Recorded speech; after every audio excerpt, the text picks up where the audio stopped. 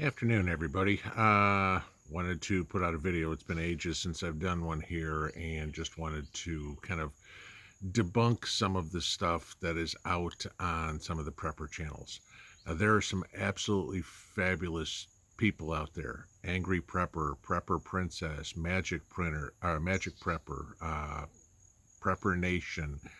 There are also some out there that are complete garbage. Okay, who, in my opinion, are a bunch of blowhards just trying to sell you stuff, get you to go to their store. Uh, just absolute crazy things that they're going to tell you to do.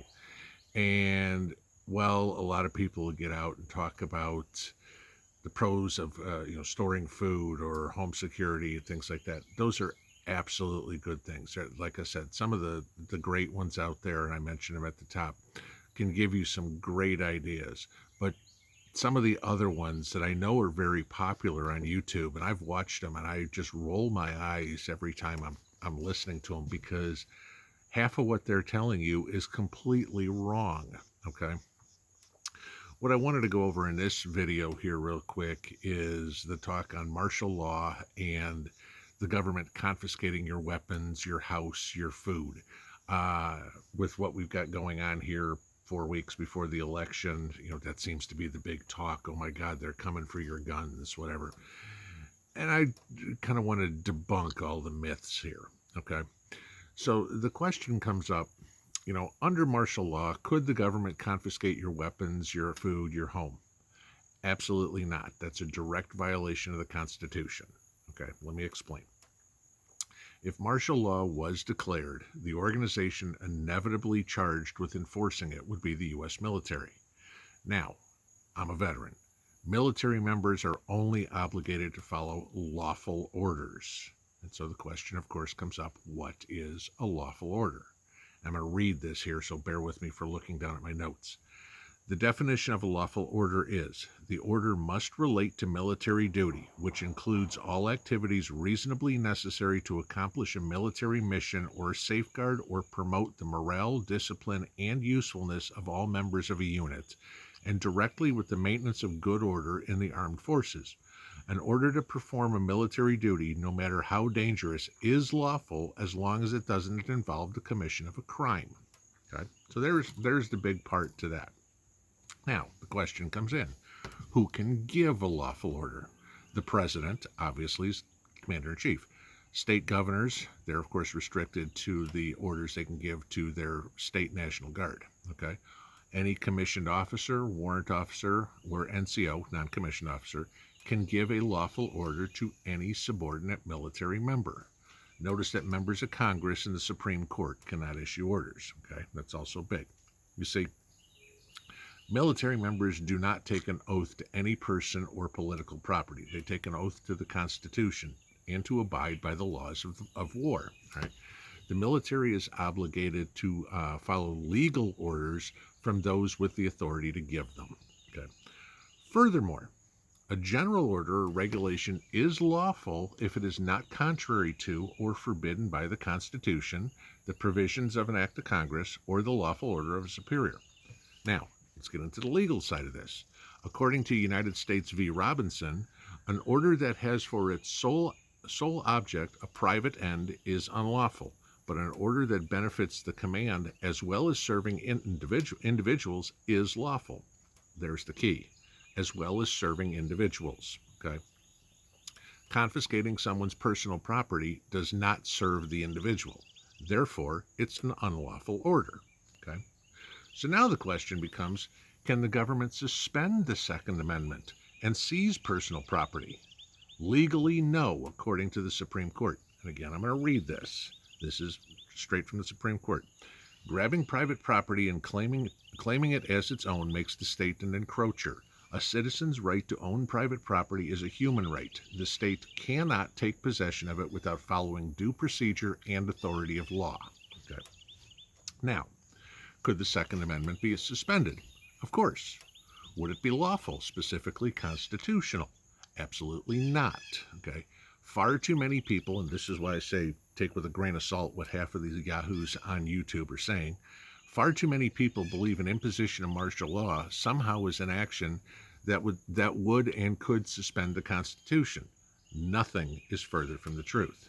You see, the powers being exercised by any authority imposing martial law derive their authority from and under the Constitution. At the moment someone was to declare it suspended, they would effectively just said the very document under which they are justly functioning no longer applies. And in a manner of speaking, they've dissolved their power and authority to act. So if they say the Constitution is no longer in place, okay, the Constitution is what authorizes the president to be the president. So if the Constitution no longer exists, he's no longer the president. Make sense? Okay. Think of the Constitution for a moment as a contract. You agree to the terms of a contract, and you agree to act under and according to its terms. If you break or breach that contract, are you still acting under the contract? No, you're in direct violation of it. Okay? You agree to make car payment, and as soon as you stop making the car payments, you've now violated the contract, and the finance company has the right to repossess your car. Also, there's no provision anywhere to be found in the Constitution permitting, much less authorizing, such a dramatic act as suspending the Constitution or any portion of it, with one stipulation. Okay, that's the suspension of the writ of habeas corpus, and then only on a limited basis, with that being until the emergency is over. So, at the moment, the president or anyone in authority in the federal government were to declare the Constitution or any portion of it suspended, it would be an act of war against the people. Why? That document is the people's document, their contract with the federal government. So now the question is, could the federal government do it, suspend the Constitution? Of course they could. Would it be constitutional? Nope, absolutely not. If such an act were attempted, it would not only mean we the people have an absolute right to, by whatever means necessary, defy such an attack upon us, but it is also our duty to do so. And this is the big one, kind of going back to the top, it is also the oath that every military member takes to defend this country against all enemies, foreign and domestic.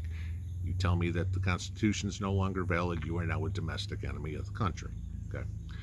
Unless we wind up in a Mad Max scenario where rule of law is never returned to the people, eventually anyone that confiscates your weapons and or your personal property will be held accountable for the actions they have taken. Okay, so obviously they can be sued, whatever, be jailed, whatever. Also, though, don't forget, any actions you take, you will also be held accountable for once society returns to some sense of normal. So ultimately, no, not even under martial law can the government take any of your property. They have no right whatsoever to take your weapons from you, nor to seize any of your property. I wanted to put that out there. I wanted to make that absolutely clear on a legal basis.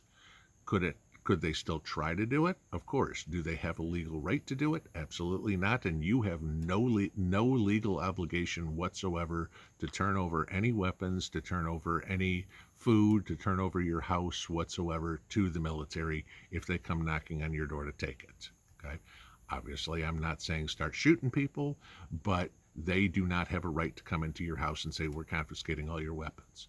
Do they want to try to overrule the Second Amendment? Sure. Okay. All that's going to take is a 2/3 vote in the House, a 2/3 vote in the Senate, and 3/4 of the states have to ratify it. I really doubt you're going to see 37 of the 50 states say, yeah, we want to give up all our weapons. Okay. Just go, pick Texas and anywhere in the Southeast, go to the Midwest, anywhere. There's way more than 13 states that are never going to let it happen. So, ignore all the fearmongers who are saying go bury your weapons or do whatever. Nobody has any legal right to come into your house and take your weapons. I wanted to put that out there. I wanted to make sure everybody knew that. Pinball out.